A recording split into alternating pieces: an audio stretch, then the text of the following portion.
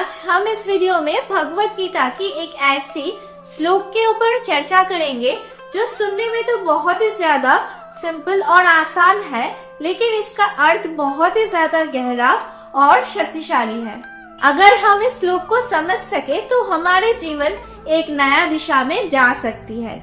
इस श्लोक में श्री कृष्णा जी इस ब्रह्मांड की निर्माण, अपने अस्तित्व और इस पूरे जगत की अस्तित्व का जो स्रोत है उसका उजागर किया है। वो श्लोक है अहम सर्वस्व प्रभावो माता सर्वस्व प्रभादिते। आप में से बहुत से लोग इस श्लोक को पहले सुन चुके हैं, लेकिन क्या आप इस श्लोक को गहराई से समझने की कोशिश किए हैं? क्या आप कभी ये सोचे हैं कि ये श्लोक केवल भगवान के अस्तित्व ही नहीं बल्कि हमारे पूरे जीव जाति की, पूरे जीवन की अस्तित्व की बहुत ही महत्वपूर्ण बातें हमें समझाती है?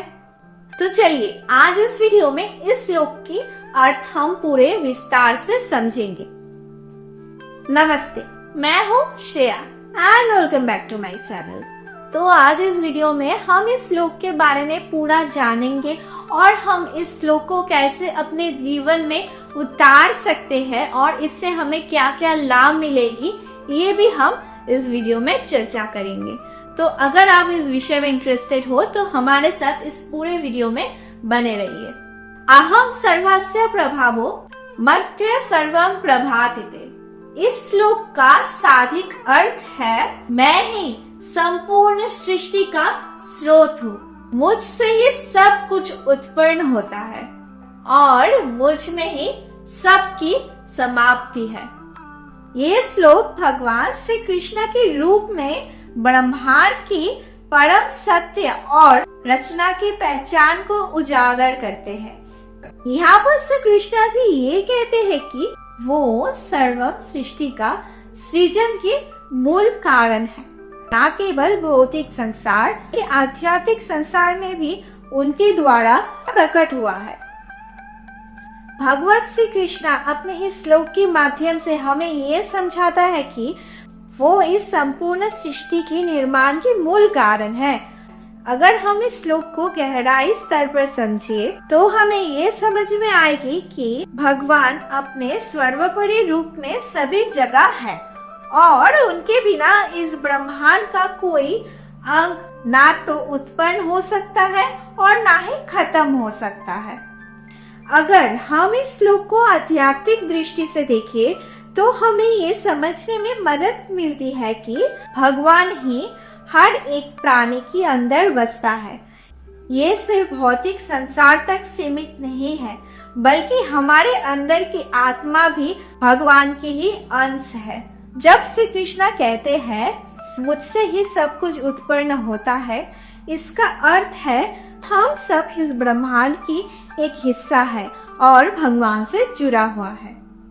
ये श्लोक हमें ये समझाता है कि इस सृष्टि की हर एक घटना, हर एक तत्व और हर एक व्यक्ति भगवान की नियंत्रण में है, चाहे अच्छा हो या बुरा।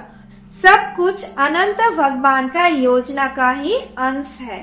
जब हम इस सच्चाई को समझते हैं तो हमें किसी भी सृष्टि में डर या चिंता का महसूस नहीं होता है। हमें ये विश्वास होता है चाहे जो भी हो, भगवान की आशीर्वाद से ही हम हर एक कठिनाई का सामना कर सकते हैं और जीवन की सफर को समझदारी और शांति से तय कर सकते हैं। अगर हम ये श्लोक संस्कृत में देखें तो हमें ये पता चलता है हमसे जुड़ी हुई हर एक चीज, हर एक वस्तु या फिर हमारी की गई हर एक काम, हर एक गलती हम भगवान से जुड़ा हुआ होता है। हमारी हर एक काम, हर एक विचार, हर एक कर्तव्य भगवान के माध्यम से ही आता है।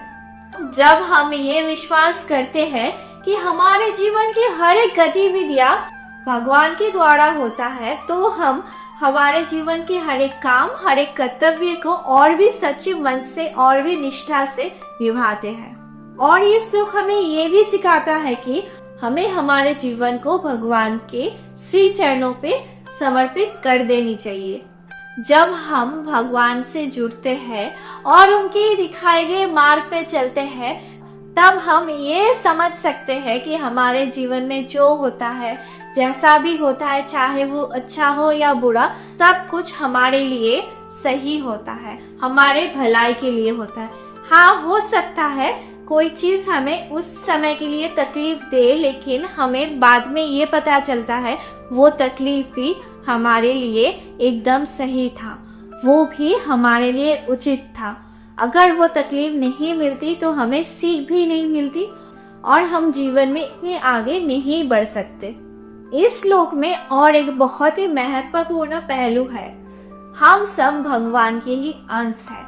जब श्री कृष्णा जी कहते हैं महासर्वम प्रभातिते, तो वो ये भी बता रहे हैं कि जैसे भगवान के अंदर पूरे ब्रह्मांड समाये हुए हैं, वैसे ही हम सब के अंदर भगवान की एक अंश यानी कि एक दिव्य शक्ति समाया हुआ है। तो हर एक इंसान को रिस्पेक्ट करना चाहिए, क्योंकि सबके अंदर भगवान की एक अंश है। मतलब हम सब के अंदर भगवान विराजमान है। सब कुछ श्री कृष्णा से ही शुरू होता है और सब कुछ श्री कृष्णा में ही खत्म होते हैं। ये श्लोक हमें और एक बहुत ही महत्वपूर्ण सीख देती है कि हमारे सबके अंदर भगवान बसते हैं, हमारे सबके अंदर ही भगवान की अंश है। इसीलिए हम किसी से भी छोटे या बड़े नहीं है, सब में ही एक दिव्य शक्ति है। तो इस बात को अगर हम समझे तो हम अपने अंदर की ऊर्जा को और भी ज्यादा रिस्पेक्ट कर पाएंगे। जब तक हम खुद को रिस्पेक्ट ना कर पाए, तब तक हम इस दुनिया में खुद की पहचान नहीं बना सकते हैं। हम सभी जैसे भी है, जो भी है, सभी भगवान के अंश हैं, सभी भगवान की मर्जी से बनाई हुई है। सो कोई भी छोटा या बड़ा नहीं होता है। ये बात हमें और भी ज्यादा मजबूत करता है और भी ज्यादा इंस्पायर करता है अपने कामों के बारे में और सेल्फ लव के बारे में। अगर हम इस श्लोक को अपने जीवन में अपनाते हैं तो इसका प्रभाव हमारे मानसिक और आत्मिक विकास पर गहरा पड़ता है।